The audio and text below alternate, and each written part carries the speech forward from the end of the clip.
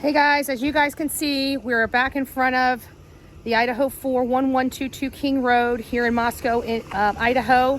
We are covering the case of Maddie Mogan, Zana Kernodle, Kaylee Gonzalez, and Ethan Chapin. This house is still an active crime scene behind me. You see the yellow tape. We just learned that this is private security, which we heard about a couple weeks ago, but when we were out here, even after the private security, they had law enforcement. I just learned that law enforcement is allowing, coming here to relieve them so they can, use the restroom and everything like that. But this is private security. This is a secured crime scene. And what we did learn last night is different from when we were here before, where all these lights in this house were on. They have shut every single light on the inside of the house except the front door light, and of course the lights that wrap the balcony underneath. That was lit last night. You'll see the video coming out shortly about that, but this last night was pretty dark, and I have to say that because we know this light up here was broken at the time the crime was committed. This light here has been fixed. It now is bright. We also have a motion sensor light right over there. So every time we walk up this driveway here at night, a light does come on, and then there's another bright light on the furthest corner. So it does light up out here, but the night that in question, when these individuals lost their life in this house, we were told these lights did not work, that it was so dark back in the back that you couldn't see anything. That's what was told to us by a neighbor named Jeremy when we interviewed him our first trip. We actually looked back there. We saw all the exterior lights that wrapped that balcony lit up, and you could clearly see the entire back side of this house. Was it like that night? Or was it turned on when police officers were processing this crime scene? I have no clue. But as you can see behind me, still yellow tape. 45 days after this investigation, we still have a lot of yellow tape. Still, again, active crime scene. We are outside of 1118 King Road. This is friends of all four of these victims. And Hunter and Emily live right here. Many of you guys have been hearing throughout this case their name be brought up quite frequently. So much so that they've been in just about every single body cam footage that has been released from the noise complaints coming from their neighbors. Right there, where all four of the victims here lost their life in the early morning hours of November 13th, 2022. This is a sad case that has rocked this small community, making a lot of residents in this community feel unsafe. As of today marks the 46th or 47th day that this case has been active, and not one person of interest or suspect has been named in this case, many believing that this case is already starting to go cold. We haven't been really receiving a whole lot of information out of law enforcement at this time related to this case. We heard last night that Chief Fry is actually contemplating on whether he's going to be releasing the 911 call, and I believe as of this morning, he will be doing that if he has not done it already. I will be checking the feeds to find out if that 911 call has been released, and if so, we will be discussing it later tonight. Again, this is the home of Emily and Hunter. Emily plays softball. She loves to hunt, has no problem getting her hands dirty. Does that mean that she could be responsible for this crime?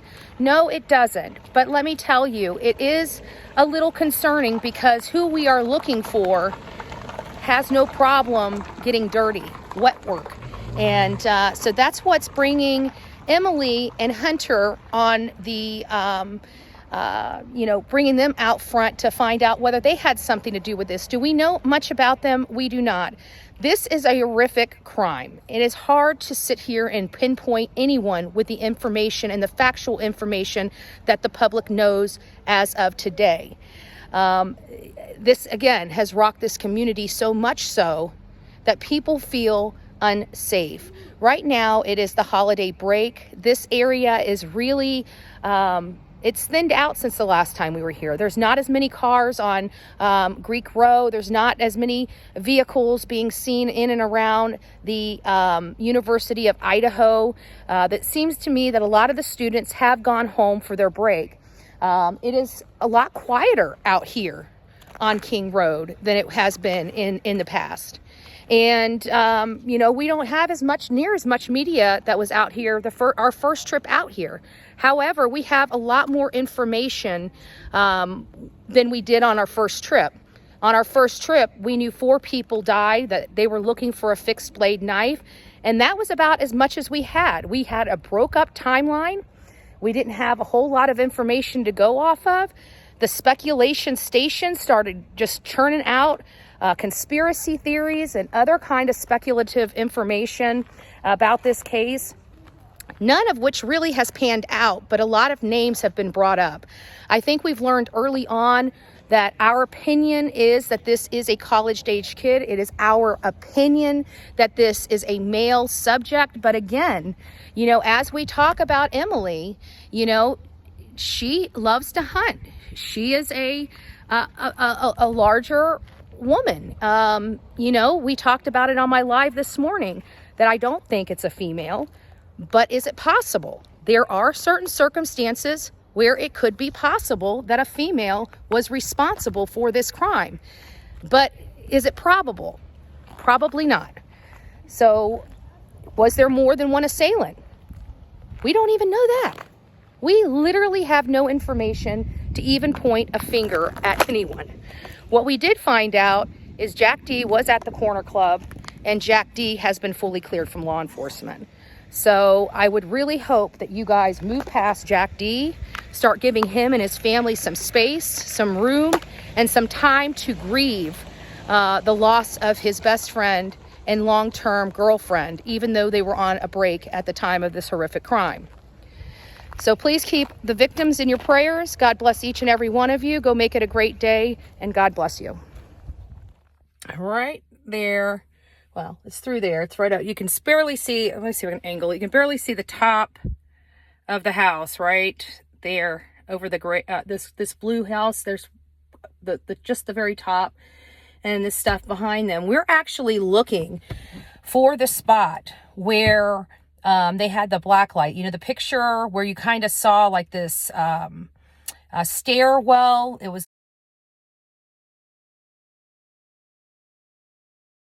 going up, and then you had officers with a blue light shining below and stuff like that. Well, we're in the process of trying to find out where that location is. It doesn't appear to be immediately around this area. So you're looking at potentially, Ian not actually being on the street, because to be honest with you, we can't find those stairways. And everybody's been saying that photo was taken out in front of Enan Harsh's house. And I don't believe that to be true. I think that might be speculation. But the weird thing is we cannot find that location, that specific angle right here. Like, I'm on King Road. That's Queen Road right there, past the dumpsters. That's Queen Road right there. And that goes to 1122 King Road. And again, I can't find where that angle was taken. Olivia got the photo. She's walking around. We've already walked around the apartment complex to see, because it almost looked like the color of bricks of the apartment complex that is still, that one right there, that is still there. That's the color of the bricks that was in that photo. So I really don't know what is going on with that black light or where that specific location is, but we are on the hunt, and I will get back to you as soon as possible when we find that specific location where that black light was engaged at. So God bless each and every one of you. Please keep the victim's family in your prayers. I love each and every one of you, and God bless.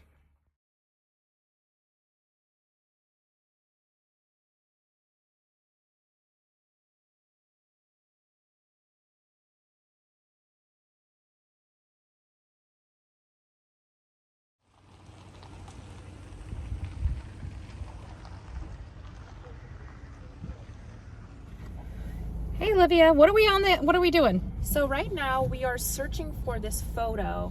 Show it and to the audience. I'll show it to you. It's very grainy and hard to see, but it's either law enforcement or FBI using black light to look at something. We're trying to find the corner of the building that they were looking at specifically. And we need help trying to find that original photo that had better quality so we can actually see it easier. But I've been looking and looking and I cannot find it for the life of me. We think it's in the general vicinity. Let's look up down there and see if there's any stairs. So we're just looking to see, like from up here, I just want to show you guys something. And the leaves are off the trees now, so it's easier to see. Yeah, we'll have to move if a car comes, but for the time being, I just want you guys to see this. Like, you can literally, from here, from all the way over here, see their entire home. Like, I can watch everything, just from sitting right here, I can literally watch everything that is going on inside this home from here, and I am on the road behind their property. So I think that this is like really super crazy. Their house is literally right there. Right there. That's their house. From here. And you can literally just climb over here, jump the fence. Car's coming, I gotta go. Jump the fence.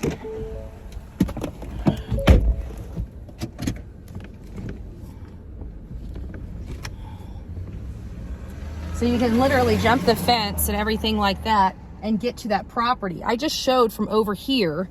You'll see the coverage. I'll merge it into this video as well, where you can see a straight shot from Jack D's house directly to them. There was a gate open and you literally climbed over one gate and you were in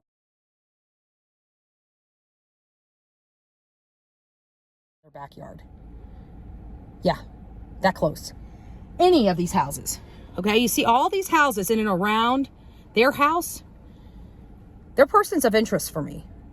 Every single person that was home at the time that they died within this little general area is a person of interest that I would like to know if they've been fully vetted. Because somebody knew this house, somebody got in and out undetected. That could very easily be a neighbor. Let me know your thoughts. Like, share, and subscribe. God bless each and every one of you. And don't forget to sub up to Chronicles of Olivia. God bless you. Make it a great day.